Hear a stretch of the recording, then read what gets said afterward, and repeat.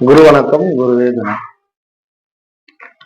இந்த பதிவில் நம்ம பார்க்க இருப்பது மேஷ ராசிக்காரர்களுக்கான ராசி பலன், அதாவது 1/9/2025 செப்டம்பர் மாதத்திற்கான ராசி பலனை பற்றி பார்ப்போம். இந்த செப்டம்பர் மாதம் மொத்தம் 1ஆம் தேதி 31ஆம் தேதி, அதன் 1ஆம் தேதியே புதன் பகவான் பயிற்சி அடையாரு. சுக்கிர பகவான் 17ஆம் தேதி கடக ராசியிலிருந்து சிம்ம ராசிக்கு வருவாரு.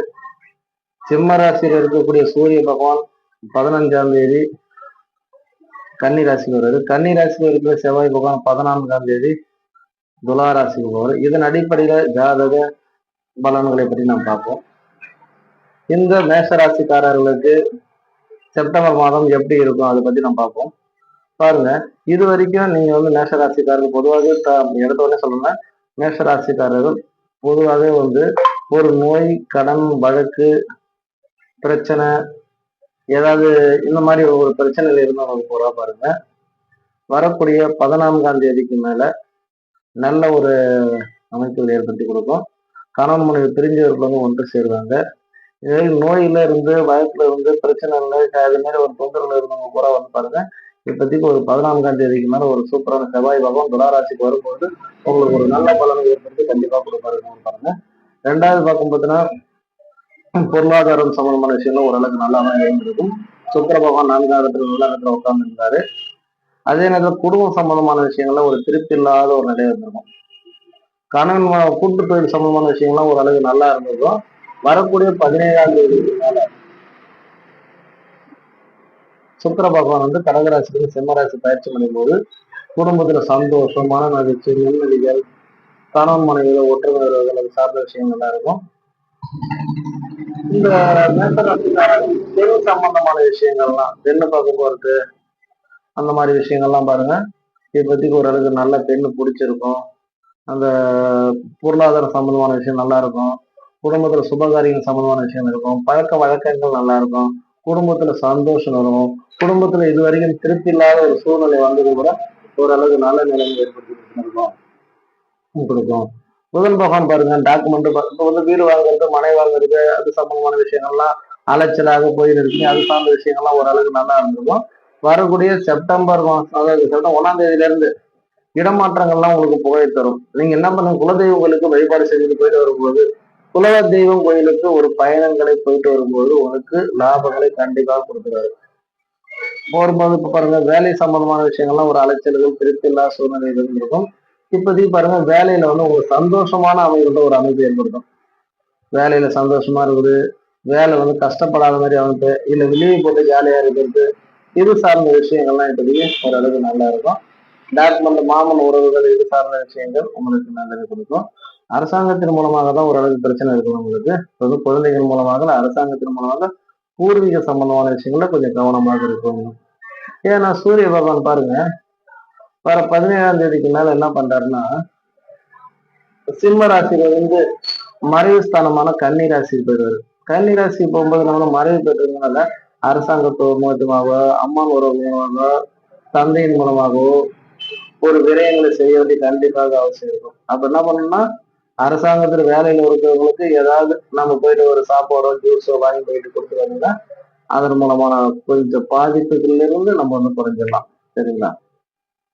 குழந்தைகள் மூலமாக பயணங்கள், குழந்தைகளுக்கு இடமாற்றம் செய்து, குழந்தைகள் படிப்பு சம்பந்தமான வேலைகள், இது எல்லாமே இப்படி நடந்துதான் இருக்கு. அது சம்பந்தமான விஷயங்கள்ல ஓரளவுக்கு இடமாற்றங்கள், குழந்தைகள் வீட்டுல இருந்தா கொஞ்சம் திருப்தி இல்லாத இருக்கும். இடமாற்றங்கள் போனா நல்லா இருக்கும். அரசாங்க சம்பந்தமான உயர் அதிகாரிகளால ஒரு மரியாதை குறைவுகள், அது சம்பந்தமான விஷயம் ஓரளவுக்கு பரவாயில்லன்ற மாதிரி போய்க்கணும் இருக்குமா.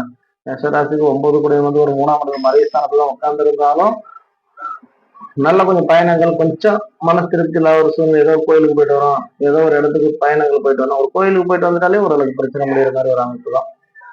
பாருங்க, வெளிநாடு சம்பந்தமான விஷயங்கள்லாம் எப்படி இருக்கு அப்படின்னா, ஜாதகருக்கு வெளிநாடு, வெளியூருக்கு போற பயணங்கள் சம்பந்தமான விஷயங்கள்லாம் அதிகமா இருக்கு. விரயங்கள் பயணங்களால் தான் ஆகும் அப்படின்ற மாதிரி ஒரு அமைப்பு தான். ரகசிய சம்பந்தமான வேலைகள்லாம் பத்தி நிறைய செய்யுங்க.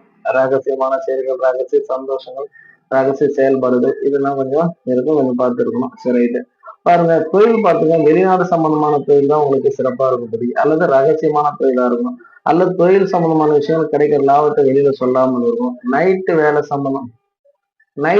செஞ்சீங்கன்னா ஓரளவுக்கு திருப்தியா இருக்கும். பாருங்க, வேலை செய்யறது வந்து மறைஞ்சு, அதாவது நைட்ல செய்யலாம், வெளியூர்ல போய் செய்யலாம், அல்லது வெளியூர்ல ஒரு இடத்துல போய் தங்கி செய்யலாம். இது எல்லாமே ஓரளவுக்கு நல்லா இருக்கும். சித்தப்பா சம்பந்தமான, மூத்த சம்பந்தமான விஷயங்கள்ல ஓரளவுக்கு வருத்தங்களை கொடுக்கும் உங்களுக்கு. சரிங்களா? அவங்க மூலமான ஒரு விரயங்கள் ஏற்படும். அல்லது அவங்க மூலமான ஒரு வேலைக்கோசரம் பயணங்களை மேற்கொள்ள வேண்டிய சூழ்நிலைகள் இருக்கும். சரிங்களா? அவங்களாலே வந்து நமக்கு வேலை இல்லாத ஒரு சூழ்நிலையை ஏற்படுத்தி கொடுக்கும். அதனால பாருங்க, அது சார்ந்த விஷயங்கள்ல கொஞ்சம் கவனமாக இருந்து கொள்ளுங்க. சரிங்களா? இதுதான் இந்த மாசத்திற்கான மேஷராசிக்காரர்களுக்கான பலன்கள் இருக்குது.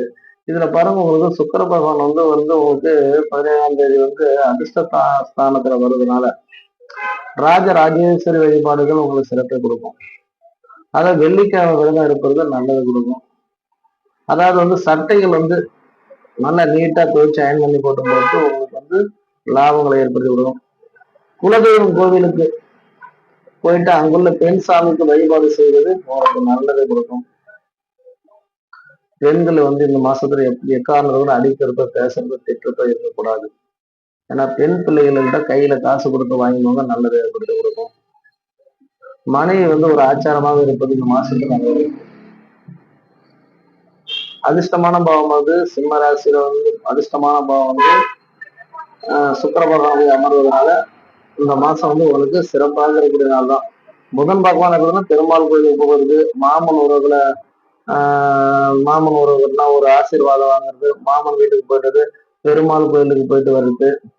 ஏன்னா புதன் பகவான் அதிர்ஷ்ட ஸ்தானத்துல வந்து உட்காந்துருக்குது. அது 6ஆம் அதிபதி உட்காந்துருக்கனால என்ன பண்ணுச்சியா, இப்ப ஏதாவது கோயிலுக்கு போயிட்டு ஒரு உணவுகளை தானமா படைக்கிறது புதன்கிழமை, பெருமாளுக்கு வந்து துளசி மாலை போடுறது, இது எல்லாமே உங்களுக்கு வந்து இந்த மாசத்துல வந்து வரக்கூடிய பிரச்சனை வந்து சரி பண்ணும்.